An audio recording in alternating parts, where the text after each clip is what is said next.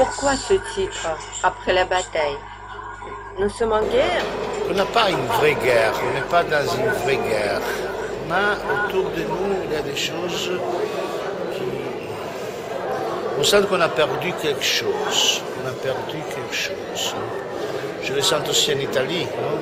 D'un côté, il n'y a plus Berlusconi, comme on dit. Mais en même temps, il y a quelque chose d'autre. Il y a une vide. Il y a des choses qui, quelquefois, ils ressemblent que c'est pas possible de sortir. Mais en même temps, il y a aussi un pensée. Lui, Giovanni Cinzani, qui c'était un historique leader de la Brigate Rouge en Italie, par exemple, lui, il a passé beaucoup d'années dans la prison, il est un ami de moi. Quand il parle à un certain moment, il dit à la foi. Je ne vois pas désespoir, mais je pense à la foi comme un désespoir projeté à l'infini. Il y a ça, il y a quelque chose que c'est sûr qui va changer, mais on n'est pas capable maintenant de comprendre. Mais il y a quelque chose qui doit changer. Des habitudes en douleur qu'on a maintenant plus le courage de regarder, je crois.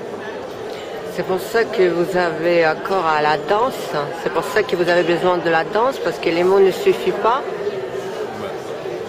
La danse, c'est... À travers la danse, à travers le corps, il y a comme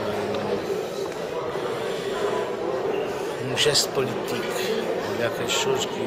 Il s'arrête la compréhension et se va dans des autres zones, des zones de poésie, des zones d'impossible, des zones de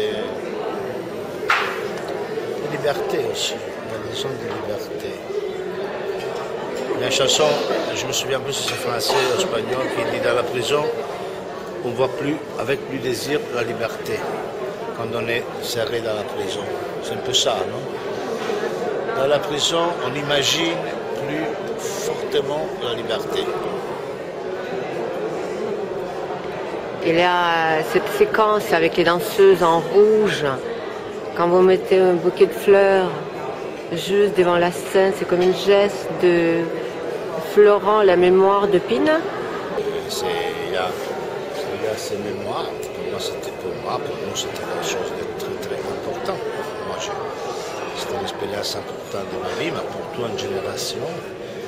C'est important que dedans il y a Marie, c'était la danseuse de Pina Bausch, la fille en rouge, la première. Elle a travaillé beaucoup des années avec Pina, elle a vécu avec Pina, c'était une amie de Pina, on se connaît. Moi et Marie, on se connaissait quand Pina il était en vacances chez elle l'été. Alors on a passé des moments ensemble, chez elle, avec Pina. Puis alors il y a quelque chose, pas seulement le fait qu'elle était danseuse de Pina, mais il y avait quelque chose d'important avec elle. Ce sont des choses qui se croisent.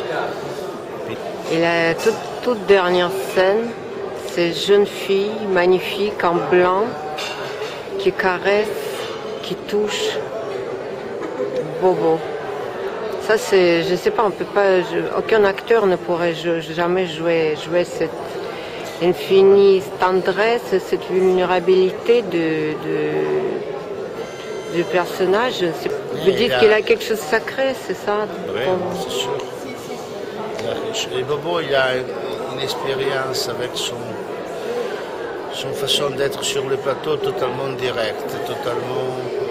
Il a tout le temps la sensation que lui, chaque geste, il invente pour la première fois. Et ça, c'est le sens du théâtre.